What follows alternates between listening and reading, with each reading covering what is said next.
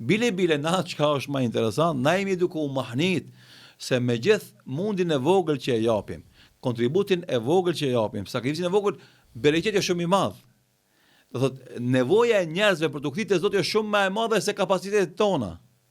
Bile na jemi dëshmitar se një numër i madh i djemve dhe vajzave vinë xhami, vinë për të mësuar fen, jo se janë diku prej nesh.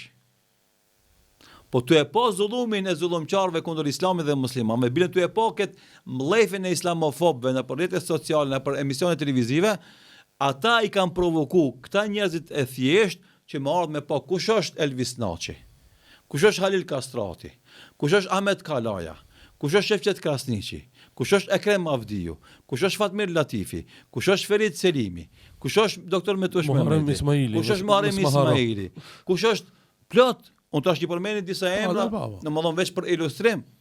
Ata të shembull kur i shohin këta figura që vazhdimisht në për emisione ndryshme, lijat e tyre veç mjalë del nga goja e tyre. Veç ambërsina japin, veç këshilla të mira, asnjë urrejtje, asnjë mllef, asnjë sharje.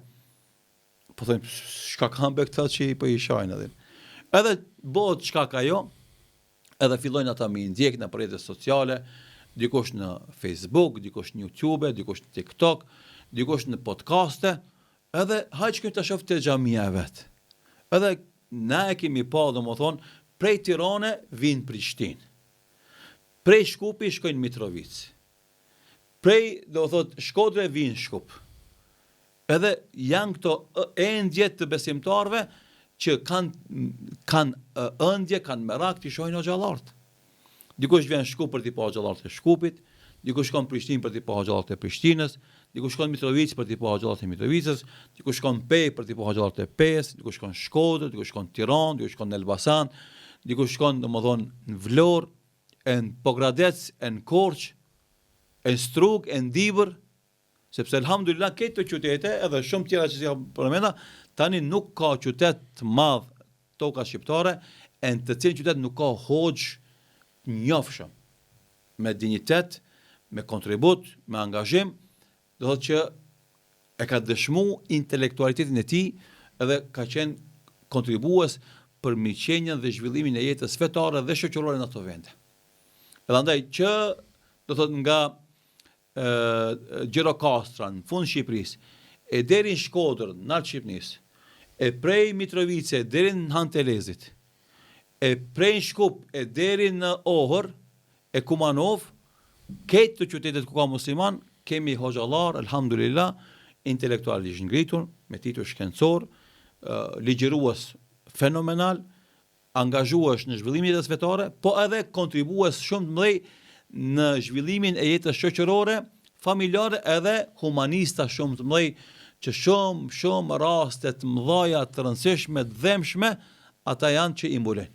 Alhamdulillah, andaj, do thot, këtë kjo që ndodh të ofendime, i tregojnë këto elemente që përmendëm, edhe një send du të them, hoxhallarët edhe aktivistat nuk duhet mërziten nga këto ofendime, nga këto sharje, se janë shumë banale, e kam parasysh, fatmirësisht janë do filtera aty, domethënë për me aprovu komente, mos me aprovu, e kushërin të filterat pak irritohet më shumë, edhe ndihet ofendu më shumë.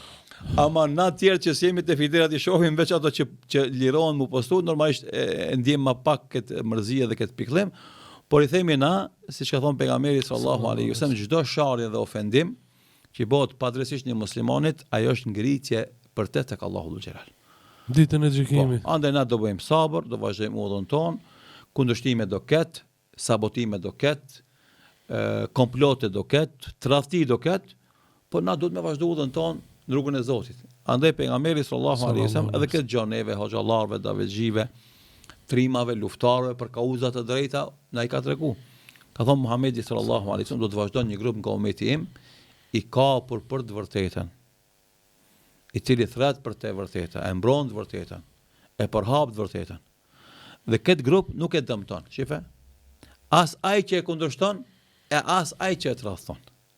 Kështu që unë edhe ti edhe gjithë na që punojmë për kauzën e Islamit dhe jemi adhëtar dhe punojmë për kauzat tona kombëtare në vendet tona, nuk duhet me na mërzit asaj që na kundërshton, asaj që na tradhton, sepse janë këto fenomene normale.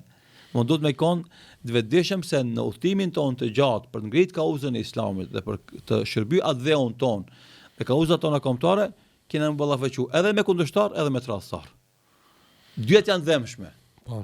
Mirë po, kjo asnjëherë nuk duhet me na humb vullnetin e lanin për me e ndal angazhimin ton në shërbimin e Islamit dhe atë dheun ton.